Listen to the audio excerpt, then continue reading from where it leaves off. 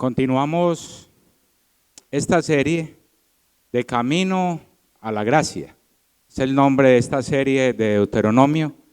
Y hoy vamos a tener un sermón que llamé Obedientes en el camino hacia la promesa.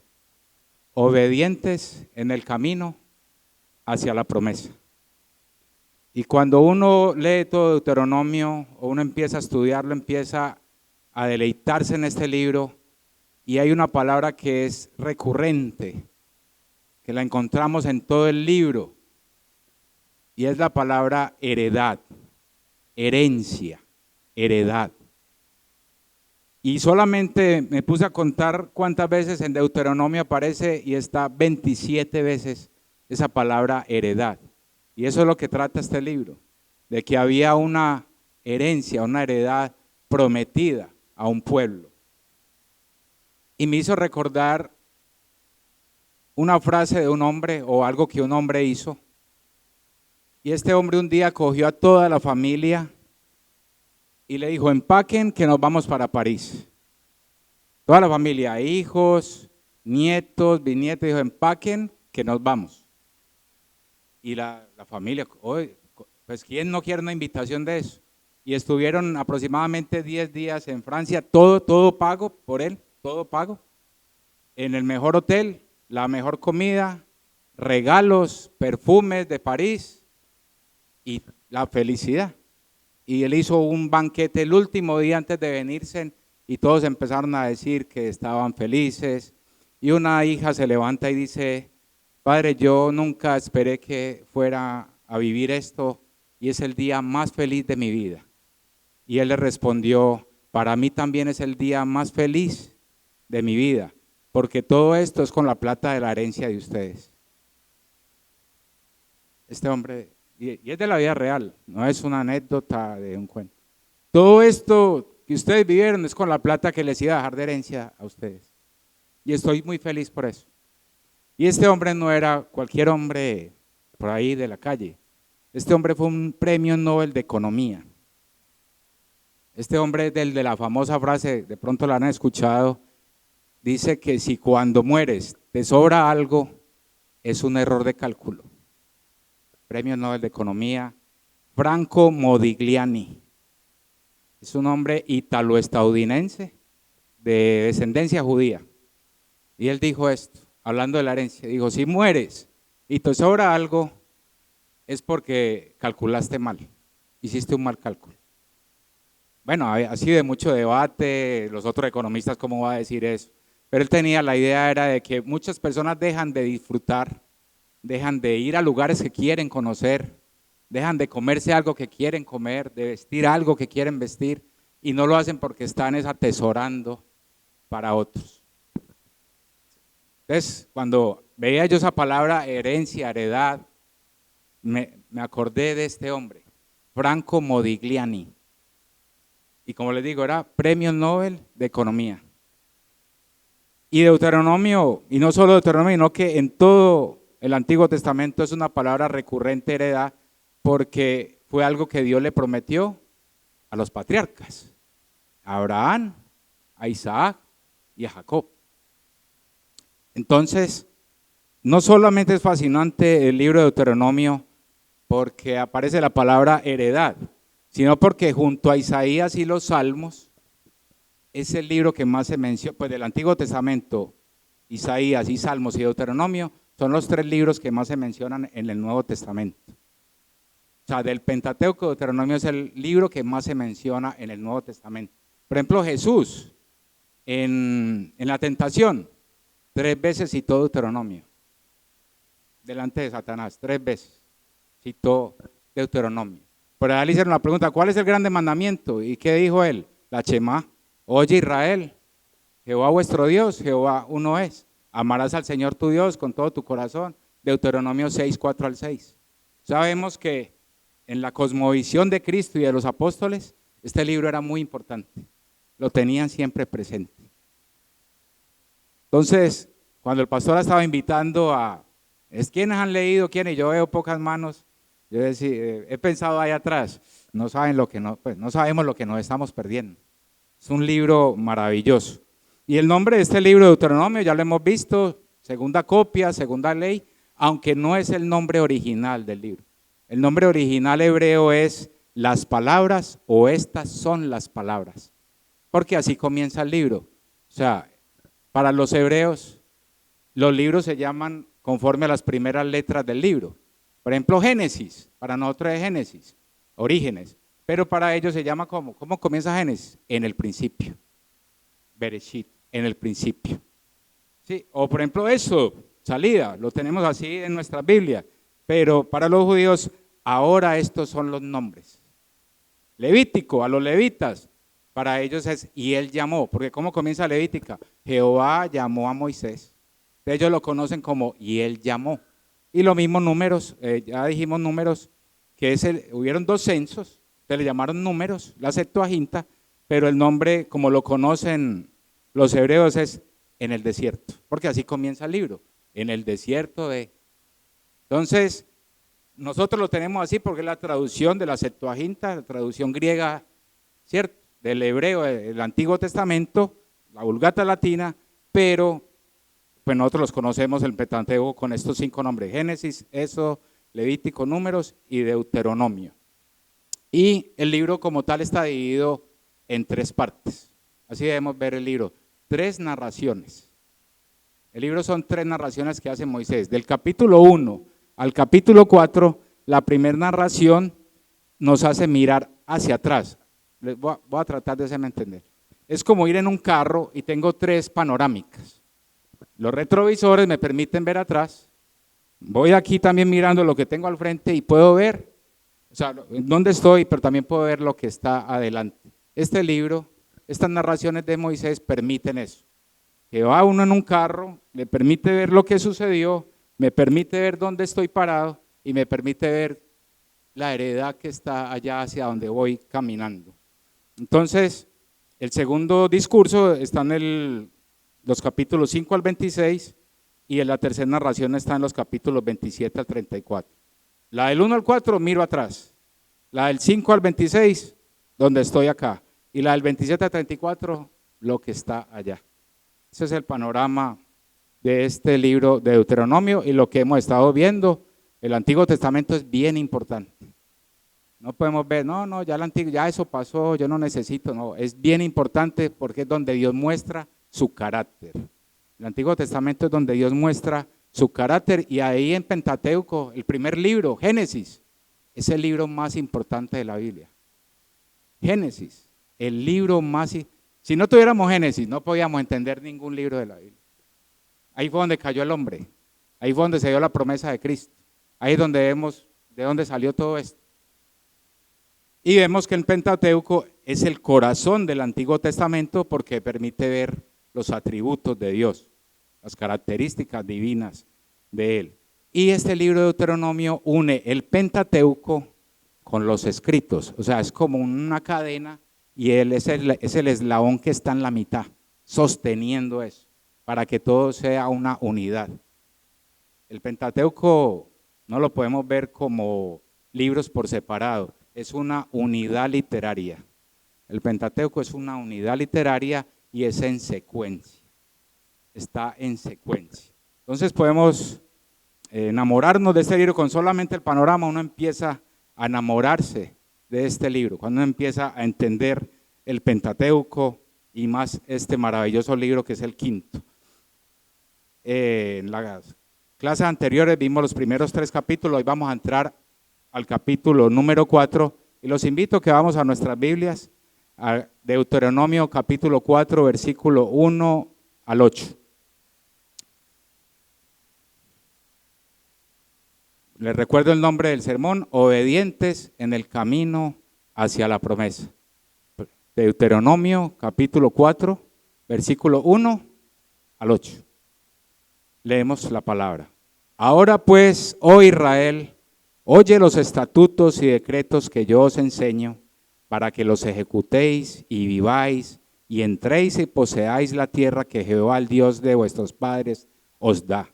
No añadiréis a las palabras que yo os mando, ni disminuiréis de ella, para que guardéis los mandamientos de Jehová vuestro Dios, que yo os ordeno. Vuestros ojos vieron lo que hizo Jehová con motivo de Baal-peor, que a todo hombre que fue en voz de Baal-peor destruyó Jehová tu Dios de en medio de ti. Mas vosotros que seguiste a Jehová vuestro Dios, todos estáis vivos hoy. Mirad, yo os he enseñado estatutos y decretos como Jehová mi Dios me mandó, para que hagáis así en medio de la tierra en la cual entráis para tomar posesión de ella. Guardadlos pues y ponedlos por obra, porque esta es vuestra sabiduría y vuestra inteligencia ante los ojos de los pueblos, los cuales oirán todos estos estatutos y dirán: ciertamente pueblo sabio y entendido, nación grande es esta, porque ¿qué nación grande hay que tenga dioses tan cercanos a ellos como lo está Jehová nuestro Dios en todo cuanto le pedimos? ¿Y qué nación grande hay que tenga estatutos y juicios justos como es toda esta ley que yo pongo hoy delante de vosotros? Oramos. Padre celestial, Padre bueno, te damos gracias por esta mañana, Señor, que nos permite estar reunidos para escuchar tu palabra, Señor, y que solamente tú recibas la gloria, Señor, la honra, el honor. Y Padre, lo que sí te pedimos es que con tu Espíritu Santo nos des claridad en el texto, que bendigas nuestra mente con tu palabra, que no hayan distracciones, Señor, que podamos disfrutar de lo que nos quieres hablar esta mañana, que tu palabra logre el propósito para lo cual hoy la envías, que hayan conversiones, hayan vidas cambiadas y sobre todo que te amemos a ti, Señor, con todo nuestro corazón, con toda nuestra alma, con toda nuestra mente y con todas nuestras fuerzas. Te lo pedimos en el nombre de tu Hijo Cristo, nuestro único y suficiente Salvador, y quedamos bajo la comunión de tu Santo Espíritu, Padre. Amén, Señor. Amén. Entonces, hermanos, acabamos de leer una exhortación de Moisés al pueblo de Israel. ¿Quiénes eran estos? Los jóvenes que habían quedado después de 40 años. Estos jóvenes eran los hijos y los nietos de toda esa generación que murió. Eran hijos y nietos de ellos. Eran personas máximo de 40 años aproximadamente. Y Moisés los está exhortando a la obediencia. Y mire cómo comienza. Ahora pues. Mire esa palabra, ahora pues. ¿Por qué Moisés comienza diciéndoles esto? Cuando vamos al contexto, ¿cómo terminó el capítulo 3? Moisés, ¿qué dijo en el capítulo 3? Yo no voy a entrar a la tierra prometida. Dios se enojó conmigo y no me va a dejar entrar. Y cuando uno lee ese capítulo es muy fuerte, muy triste. Me imagino lo duro para Moisés escuchar esta palabra, porque él está diciendo: Dios, que yo pueda entrar. Esa tierra es hermosa, maravillosa, déjame entrar. Y Dios le dice estas palabras: basta, no me hables más de ese asunto. Que Dios le diga a uno eso: me desobedeciste, basta, no más. No se hable más de ese asunto. Estaba enojado Dios. Lean las últimas, ahí dice: y Dios se enojó contra Moisés. Entonces cuando Moisés relata eso, tiene un grupo de jóvenes, de muchachos, y dice: ahora pues, oye Israel, oye. Esa palabra oye no se trata como de escuchar. Esa palabra oye se trata de presta atención y obedece. Es lo que significa oye ahí. Que también está en la Shemá. ¿Sí? Lo vimos ahí, Deuteronomio 6, 4 al 6. Oye Israel, Jehová vuestro Dios, es lo mismo. Preste atención y obedezca. No es escuche, porque podemos escuchar algo y salir como si no pasara nada. Pero estos versículos, este pasaje es obediencia. Lo que Moisés va a instar a estos jóvenes. Y por eso comienza diciendo: oye. Y esa expresión oye es frecuente también en Deuteronomio, indica atender, estar alerta, pero obedecer. ¿Y cuál es el propósito de que Moisés les diga a ellos: obedezcan? Pues ya les relató que él no iba a entrar por desobediente, porque había desobedecido. Y mire lo que dice, ¿por qué? Cuando leemos ahí en el 1. Ahora pues oye, oh Israel, los estatutos y decretos que yo os mando, versículo 1, ahí está el propósito, para que los ejecutéis y viváis y entréis y poseáis la tierra que Jehová el Dios de vuestros padres os da. Mire ese juego de palabras. Viváis, ejecutéis, viváis, entréis, poseáis. Es como lo mismo, ¿cierto? ¿Qué está diciendo el autor? El énfasis de Moisés, que disfruten el camino a esa heredad y que disfruten cuando estén dentro. Es una vida plena, cumpliendo los mandamientos de Dios. La obediencia se tenía que convertir en un deleite en la vida de ellos. Es lo que Moisés está procurando decir. O sea, por eso dice, propósito para que los ejecutéis y viváis y entréis y poseáis. O sea, todo ese camino hacia esa heredad era cumpliendo los mandamientos, era obedeciendo los decretos de Dios. Y así iban a disfrutar, ir en ese camino. E iban a disfrutar cuando ya estuvieran allá. O sea que la obediencia no es una carga, es un disfrute de una vida plena. Y por eso ahí en el versículo 2 dice, no. Mira cómo empieza el versículo 2, no. No dice, pero está fuerte eso. ¿Y qué le dice? No, ¿qué? No añadiréis a la palabra que yo os mando, ni disminuiréis de ella. O sea, habían unos decretos, habían unos estatutos de Dios, pero ellos no podían ni agregarle ni quitarle. ¿Por qué? Porque la palabra de Dios es ¿qué? Suficiente. Y tiene toda la autoridad. Ahí es donde conocemos la autoridad y la suficiencia de las Escrituras. ¿Qué está diciendo ahí? Que esa autoridad y esa suficiencia nos dice claramente que la Biblia posee todo lo que este pueblo necesitaba para confiar en Dios, de que esa promesa era real. Y era también pues suficiente porque ya no había que decir nada más. Moisés no tenía que agregar nada, ni ningún líder del pueblo tenía que agregar. Lo que Dios había dicho era lo suficiente para lograr ese propósito de alcanzar esa heredad. No se necesita más. Igualmente nosotros no necesitamos más, solo la Escritura. No necesitamos ninguna otra palabra o experiencia. ¿Por qué dice Moisés esto al pueblo? Otra vez el propósito, para que guardéis los mandamientos de Jehová vuestro Dios, que yo os ordeno. La obediencia. No le agreguen ni nada para que puedan obedecer plenamente lo que Él les mandó. A diferencia de esos pueblos que habían alrededor, estos pueblos pues no tenían una ley tan perfecta como la de Dios. Y ahora más adelante vamos a ver eso cuando termine el pasaje. Esos dos versículos, el 1 y 2, entonces nos deja ver un punto de este pasaje. ¿Cuál es el punto? Que el llamado de Moisés es ser obedientes a la autoridad y suficiencia de la palabra de Dios. Ese es el llamado que Moisés hace ahí. Sean obedientes a la autoridad y suficiencia de la palabra de Dios. Ese es el llamado. Por eso dice, ahora pues, oh Israel, oye, o sea, obedezcan esos estatutos y decretos que yo os enseño. Y así los van a obedecer, a poner por obra y van a entrar y disfrutar.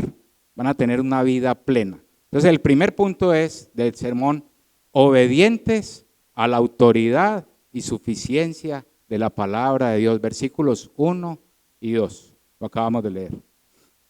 Y cuando uno ya va al versículo 3, Moisés está desenlazando su argumento acerca de la obediencia. La está desarrollando y está tratando de que ellos diluciden el mensaje que él les quiere dar.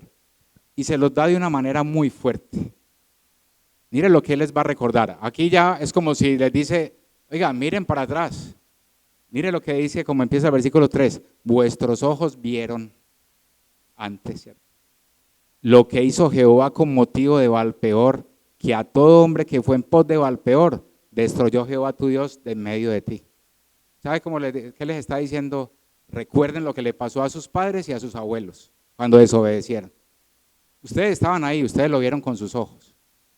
Oiga, ¿y dónde está eso? ¿Por qué Moisés? Vamos a Números capítulo 25, ahí es donde se relata lo de Baalpeor. ¿Qué fue lo que hicieron los padres de esta nueva generación? que Dios los destruyó. ¿Qué hicieron? Números capítulo 25, versículo 1 al 9, o hasta el 6, hasta el 5 lo podemos leer, ahí vemos qué fue lo que pasó. Mire lo que sucedió. Números 25, 1 al 9. Moraba Israel en Sitín y el pueblo empezó a ¿qué? A fornicar con las hijas de Moab, las cuales invitaban al pueblo a los sacrificios de sus dioses. Y el pueblo comió y se inclinó a sus dioses. Así acudió el pueblo a Baal-peor. Y mire lo que pasó por esa desobediencia. Y el furor de Jehová se encendió contra Israel. Y hay una instrucción a Moisés. Mire, Jehová dijo a Moisés: toma a todos los príncipes del pueblo y ahórcalos. Ahórquelos ante Jehová delante del sol, y el ardor de la ira de Jehová se apartará a Israel. O sea, cuando los ahorques y los mates, mi ira se aplacará. Así murieron estos hombres, todos en la horca.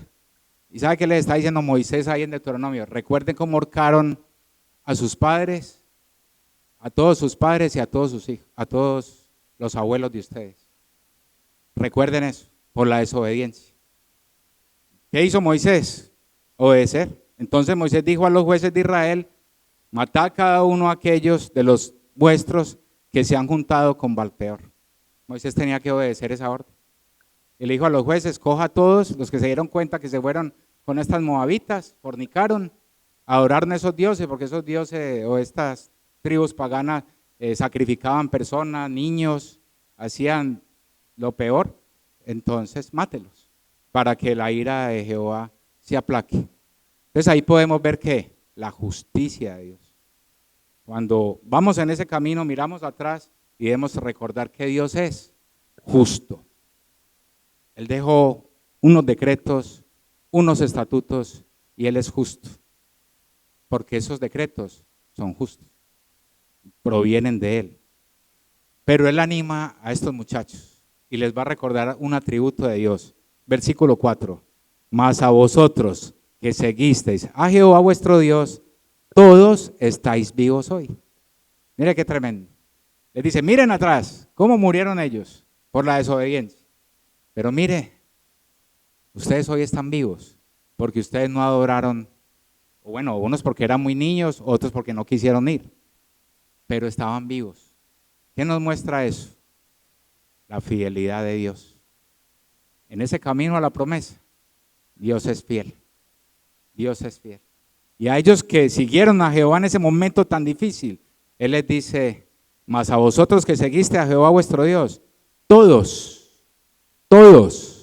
Él es fiel para guardarlos a todo el que lo ame y al que acepte a su Hijo Cristo. Todos están vivos. Hoy, Él les está diciendo eso. Miren atrás, vean la justicia de Dios, pero también miren hoy que Dios es fiel. Ustedes están aquí. No les ha faltado nada. Y con eso los está animando, pero los está exhortando a la obediencia. Recuerden la desobediencia de ellos, a que hay que obedecer. Vemos entonces dos atributos tremendos de Dios: su justicia, pero también ¿qué? Su fidelidad. Y cuando el segundo punto de estos dos versículos lo llamé obedientes recordando la justicia y fidelidad de Dios. Debemos ser obedientes recordando que Dios es justo. Debemos ser obedientes recordando que Él es fiel. Él es fiel al que lo busca. Por eso Él dice: yo honro a los que me honran, dice el Señor. Yo honro a los que me honran. Y es fuerte lo que les dice en el principio: vuestros ojos vieron. Y les hace recordar esa historia que acabamos de leer en Números. Cuando uno lee la historia es fuerte.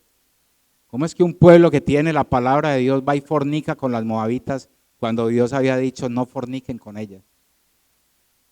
Y fueron y se acostaron. Y no solo se acostaron con las moabitas, sacrificaron personas. O sea, hicieron sacrificios que hacían los moabitas. Y dice que Jehová dijo: no más. Se encendió su furor. Entonces vemos la justicia, pero también vemos un Dios fiel para cumplir sus promesas. Porque al frente, ¿qué hay? una heredad. Allá está la heredad. Entonces debemos estar caminando hacia esa heredad, obedientes, recordando que Él ha sido justo y recordando que Él ha sido fiel. Y cuando uno ya llega a los versículos 5 al 8, él termina de desenredar o su disertación acerca de la obediencia, aunque va a continuar hablando, porque este libro habla mucho de la santidad de Dios, de que sean santos, y Moisés les va a hacer recordar más cosas. Este libro, Deuteronomio, tiene un énfasis. ¿Y sabe cuál es el énfasis? Una sola palabra: recuerden, recuerden, recuerden. Olvidamos fácil, olvidamos muy rápido. Hicimos una promesa ayer a Dios y hoy ya no. Y esa promesa que le hiciste a Dios hace mes y medio porque estabas muy enfermo y le dijiste, si me sano, Dios, te prometo, y hoy esa promesa se olvidó. Pero Dios no la olvida. Dios no olvida. Y por eso este libro habla es recuerden. Y lo hace de tres maneras: vista hacia atrás, en el frente, Dios y su santidad y la heredad que tengo allá. Y por eso en el versículo 5, mire lo que dice, mire cómo comienza esta orden: mirad, es un imperativo, mirad. Yo os he enseñado estatutos y decretos como Jehová mi Dios me mandó. Moisés le está diciendo, lo que yo les estoy diciendo no es algo mío, yo les estoy diciendo lo que Dios me ordenó, para que hagáis así en medio de la tierra en la cual entráis para tomar posesión de ella. Él no se mete ahí y dice, tomaremos, porque él no iba a entrar. Ya vimos que él había dicho que no iba a entrar. Pero eso ustedes la van a tomar, ustedes la van a poseer. Y mire el versículo 6, estos dos imperativos: guardadlos pues y ponedlos por obra. Significan lo mismo. Guardarlos, o sea, obedecerlos, y ponerlos por obra es lo mismo. Obedecerlos, vivirlos. Pero el énfasis de eso, o sea, ¿qué nos está diciendo? Que ellos, es más, en algunas traducciones dice la intención del autor, que ellos debían seguir al pie de la letra los estatutos. Cuando hay un énfasis así, que son dos cosas que dicen lo mismo, es un énfasis. Sigan al pie de la letra los estatutos de Dios. En algunas traducciones, de pronto ustedes las tienen ahí, y así dice, al pie de la letra, versículo 6. Porque esta es vuestra sabiduría y vuestra inteligencia ante los ojos de los pueblos, los cuales oirán todos estos estatutos y dirán, ciertamente pueblo sabio y entendido, nación grande es esta. Qué tremendo. Al ellos obedecer y ser rigurosos en obedecer esa palabra, al pie de la letra, disfrutando, ellos iban a adquirir sabiduría e inteligencia. Estar siendo minuciosos en esto los iba a diferenciar de los otros pueblos. Iban a ser un pueblo sabio y entendido. Al seguir al pie de la letra todos esos estatutos. Y los pueblos iban a decir eso. Mire lo que iban a decir. Ciertamente pueblo sabio y entendido, nación grande es esta. ¿Sabe qué está diciendo ahí? Que la obediencia de estos jóvenes era misiológica. Era misiológica. O sea que iba a servir de testimonio a los pueblos. Los pueblos iban a empezar a conocer a Dios por medio de la obediencia de estos jóvenes. Iban a mirar la obediencia de ellos a esa ley, iban a decir, de verdad, este pueblo es sabio y entendido y es una nación grande, porque siguen con fidelidad esos decretos y estatutos de Dios. Los siguen a cabalidad. Esta gente es sabia. Todos esos pueblos que eran paganos, que sacrificaban, iban a decir eso. Pueblo sabio y entendido. Entonces, seguir esa orden de guardarlos y ponerlos a seguir estos mandamientos al pie de la letra, iba a hacer que ellos tuvieran esa sabiduría e inteligencia, porque dice, porque esta es vuestra sabiduría e inteligencia ante todos esos pueblos paganos. Y el versículo 7 hay un porqué que nos ayuda también a entender. Porque ¿qué nación hay grande que tenga dioses? Subraya estas dos palabras ahí. Si hoy entendemos esas dos palabras, nos vamos, yo me voy contento. Mire, esas dos palabras, tan cercano. Tan cercano. O sea, Dios es un Dios accesible, es cercano. Estas personas no conocían un Dios así. Los dioses, las deidades de estos hombres eran deidades que estaban por allá muy ocupados y ellos tenían que hacer un poco de ritos y de cosas para que esa deidad bajara. Y si era agradable ese sacrificio, bueno, le contesto y volvía y se iba. Y dice acá, no. Porque ¿qué nación grande hay que tenga dioses? Eso decían estas personas, tan cercano. O sea, el Dios de ellos es tan cercano, tan accesible a ellos, como lo está Jehová nuestro Dios en todo cuanto le pedimos. O sea, todo lo que ellos piden, se los da. Es un Dios tan cercano. Hermano, ¿cómo vemos a Dios? Ocupado. Hoy el hermano Rafael Tejeda nos leía Isaías 26. De que eso nos debe ayudar a confiar en Él. Porque Él guardará en completa paz aquel cuyo pensamiento en Él persevera. Y dice ahí de confiar. Que en Él confía. ¿Y por qué debemos confiar? Porque Él es cercano. Debemos tener una relación con Él ahora por medio de su Hijo Cristo. Podemos entrar confiadamente al trono de la gracia por medio de nuestro Salvador. Siempre Dios ha sido un Dios cercano, pero es justo y es fiel. Entonces dice en el versículo 7 ese porque es maravilloso y nos deja ver esas dos palabras, porque es un Dios tan cerca. El de los otros son falsos dioses, que ellos, por ejemplo, necesitaban que lloviera y empezaban a hacer un poco de sacrificios y de ritos para que lloviera. Y si no llovía, no, además que ese Dios estaba ocupado. Ese Dios no contestó la lluvia. Y si llovía, ve, sí, se nos acercó y nos cumplió. Le gustó los sacrificios que hicimos. Pero nuestro Dios no es así. El Dios de estos jóvenes, Moisés le está diciendo, ese no es el Dios. El de nosotros es un Dios real, justo, fiel y está cercano. Y el versículo 8 dice, ¿y qué nación grande hay que tenga estatutos y juicios justos como es toda esta ley que yo pongo hoy delante de vosotros? Lo que Moisés está diciendo ahí es que esos estatutos y juicios no era algo para carga de ellos, eran justos. Estatutos y juicios justos. ¿Qué quiere decir justos? Perfectos, puros. Ellos deben entender que esos mandamientos de Dios, esa ley, no era una carga. El hermano Anderson lo recordó. Los mandamientos de Dios no son gravosos, son para nuestro mal. Y ellos debían entender eso, no era para oprimirlos.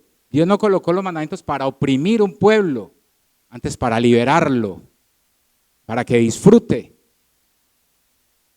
Ese es el énfasis de Moisés acerca de la obediencia. Más que, es una exhortación también, les está recordando, pero recordemos que exhortar también es animar. Los está animando, los está instando a la obediencia, porque él era testigo de cuáles eran las consecuencias de su desobediencia. Que está en un monte viendo la tierra de Canaán, que fluye leche y miel, y diciéndole a Josué, a Caleb, qué rico entrar allá, qué rico entrar a esa tierra. Y Dios, no vas a entrar. Pero Señor, no vas a entrar. Y no se hable más de este asunto. Entonces, una manera también de Moisés es recordarles eso, pero también animarles y decir, van a disfrutar para que vivan, la posean, entren. Por eso hace ese juego de palabras.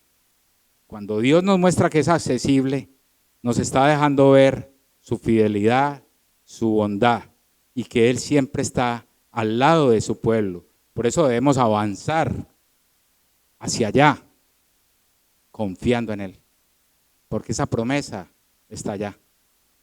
Y hoy, hermanos, igual a este pueblo se les prometió una heredad. Murieron muchos por su desobediencia, no quisieron obedecer a Dios. Y hoy igual hay una heredad, hay una promesa. de una herencia. Cristo, nuestra gloria. Ahora lo cantamos. Cristo es nuestra herencia, es nuestra gloria. Pero debemos, igualmente a estos jóvenes, obedecer. Y los invito a que vamos al Nuevo Testamento. Vamos al Nuevo Testamento. Este tercer punto mientras van buscando, lo quise llamar obedientes en sabiduría e inteligencia, dando testimonio de quién es Dios. Obedientes en sabiduría e inteligencia, dando testimonio de quién es Dios. Porque este pueblo, los pueblos al mirar la sabiduría, estos hombres cumpliendo estos mandamientos, iban a decir, pueblo grande es este.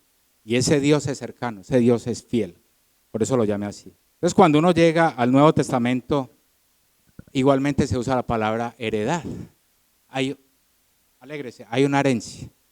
Y no es una herencia como la que conocemos. Le voy a dejar a mis hijos los 17 carros, las 3 fincas y los 2 edificios, a ver si logra sostenerse en esta vida. Vamos a leer primera de Pedro 1, versículo 3 al 9. ¿Cuál es la herencia de un creyente? Bendito el Padre, el Dios y Padre de nuestro Señor Jesucristo, que según su grande misericordia nos hizo renacer para una esperanza viva por la resurrección de Jesucristo de los muertos. Y mire, ¿para qué?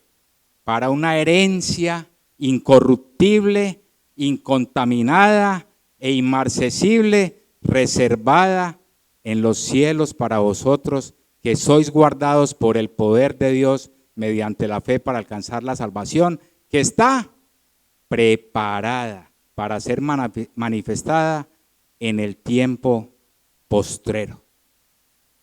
Ahí está hablando de una verdadera herencia. Mire, usted deja un carro y ese carro al año vale la mitad de lo que cuando usted lo compró. Sí, es así. Usted compra lo que sea, eso siempre va a valer menos. Deje 100,000 pesos y en 10 años, ¿cuánto equivalen 100,000 pesos? 10,000.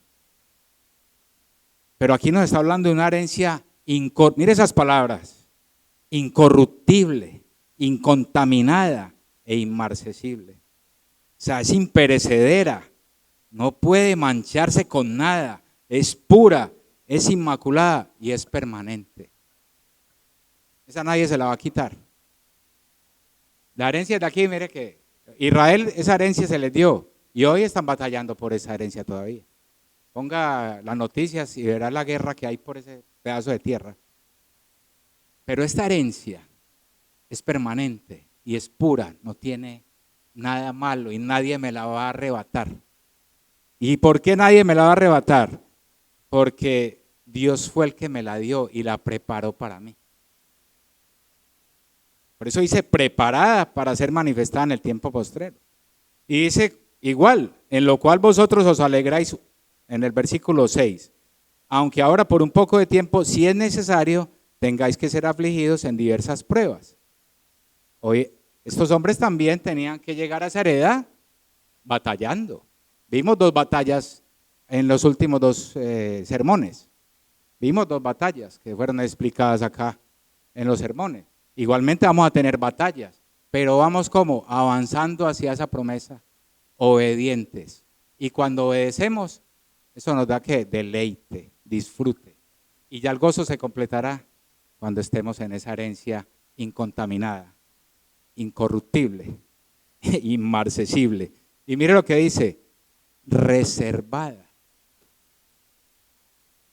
No es para todos. Aunque Dios está accesible para todos, no todos quieren esa herencia. Puede que hoy estemos acá y esa herencia no nos interese mucho, porque nos interesa la herencia en la que estoy trabajando duro acá. Tengo que aquí darle duro. Oiga, y Cristo, no, ahora no tengo tiempo de eso. Ahora no tengo mucho tiempo de pensar en servir, en obedecer, en estar en la Escritura. No tengo mucho tiempo. Esta es una verdadera herencia de Cristo, nuestra gloria, nuestra salvación. Y ahí mismo en primera de Pedro dice que si creemos, esa fe va a ser sometida a prueba. Versículo 7, para que sometida a prueba vuestra fe, mucho más preciosa que el oro, el cual aunque perecedero se prueba con fuego, sea hallada en alabanza, gloria y honra cuando alcancemos esa heredad. Sea manifestado Jesucristo nuestra gloria. Obviamente hay batallas en esta vida y la fe tiene que ser probada. Y estos hombres en ese camino, este pueblo, iba a ser probada si de verdad creían. Tendrá que ver la fe con la obediencia. Todo. No se pueden separar. Es una moneda con dos caras. Yo no puedo decir, yo confío en Dios, pero no me interesa obedecerle. Yo sí confío en Él, pero eso de obedecer, eso es para los religiosos. La fe está ligada a la obediencia. Y por eso Pedro dice eso. Y en el versículo 8 dice, a quien amáis sin haberle visto, a ese Cristo manifestado, en quien creyendo, aunque ahora no lo veáis, os alegráis con gozo inefable y glorioso, obteniendo el fin de vuestra fe. Ahí está la herencia, la salvación de vuestras almas. Esa es la herencia. ¿Les parece poco esa herencia? Es muy poco esa herencia, muy poquita. La salvación del alma, no, eso. Yo quiero es que una vez a alguien, yo creyente, bueno, no sé, dice que es creyente, ¿verdad? Y yo empecé a decirle, uy, ¿cuándo será que alcanzamos esa herencia a Cristo, nuestra salvación? A mí no me hable de salvación, me dijo así, yo quedé, a mí no me hable de eso, a mí hábleme de que Dios, aquí me va a ir bien en la vida. Estoy muy endeudado y necesito pagar de, yo, wow, quedé yo qué más le digo. No tenía más nada que hablar con él, de verdad. Cuando yo le dije esto, obteniendo el fin de vuestra fe, que es la salvación, dije, qué herencia la que tenemos. Me dijo, a mí no me interesa eso de salvación del alma. Pero el domingo voy para la iglesia. Así me contestó. Y yo dije, ¿a qué irá? Cuando uno entra a este libro de Deuteronomio, lo pone a pensar mucho, lo pone a meditar, porque la meditación es una disciplina espiritual, la meditación bíblica, y lo ponen a pensar de quién es nuestro Dios, de esos atributos maravillosos, y uno empieza a confiar en Él. Entre más conocemos sus atributos, más empezamos a confiar en Él, y empezamos a caminar con más confianza hacia esa heredad. Ya no estamos dudando si sí, si no, será que todo esto es cierto, nos empezamos a ir con confianza ya. Entonces, concluimos diciendo que la promesa de Dios es fiel y hay una heredad. Allá está al frente. Debemos recordar qué ha pasado con la desobediencia, pero que Él sigue siendo fiel. Entonces les recuerdo los 3 puntos para que nos vamos frescos. El versículos 1 y 2 hablamos de obedientes a la autoridad y suficiencia de la palabra de Dios. Hoy podemos también, hermanos, todo está acá. No hay que agregarle ni quitarle, todo está aquí. Esta palabra es suficiente para que alcancemos esa heredad. Y tiene toda la autoridad, no necesitamos otra, no necesitamos agregarle ni quitarle nada. Aquí está. Eso lo vimos en el versículo 1 y 2. En el versículo 3 y 4 vimos que debemos ser obedientes recordando la justicia de Dios, pero también su fidelidad. De que hoy, mire hermanos, podemos estar acá escuchando su palabra. ¿Será que Dios es fiel? Es fiel. Tenernos hoy escuchando su sagrada palabra, su santa palabra acá. Dios es fiel. Y el tercer punto, dijimos que debemos ser obedientes porque eso nos da sabiduría, inteligencia y así damos testimonio de quién es nuestro Dios. Es un Dios cercano. No es un Dios que invocamos a ver si lo cojo desocupado. Es un Dios que siempre está presto a escucharme, a atenderme. Y si hoy no tienes este Dios, si hoy no has aceptado a Cristo, Él está cercano y hoy lo puedes recibir. Hoy puedes decirle, he sido un pecador, he estado siempre muerto en mis delitos y pecados, necesito un Salvador y acepto tu obra en la cruz del Calvario. Y Él está cercano, está aquí, escuchando. Puedes hacerlo. Y si ya eres creyente, pues debemos deleitarnos en esta palabra, reconocer que tenemos un Dios fiel y justo y que hay una herencia y que esa herencia ya está preparada y reservada. Y por eso dice ahí, ustedes sin haberle visto han creído, pero si hemos creído, eso se verá manifestado en nuestra obediencia. Con la obediencia evidenciamos si de verdad confiamos en Él. Esa es la evidencia, la obediencia. Por eso este libro volvemos y los animamos a que sigan leyendo este libro, síganlo estudiando, subráyelo. Donde vea un atributo de Dios, hágale un círculo y medite acerca de eso. Y eso empieza a llevarlo a uno a confiar en el Señor. Decir, Dios, eres santo, eres justo, eres fiel. Qué herencia tan maravillosa. Sino que a veces como vemos tantos nombres, tantas cosas, nos desanimamos.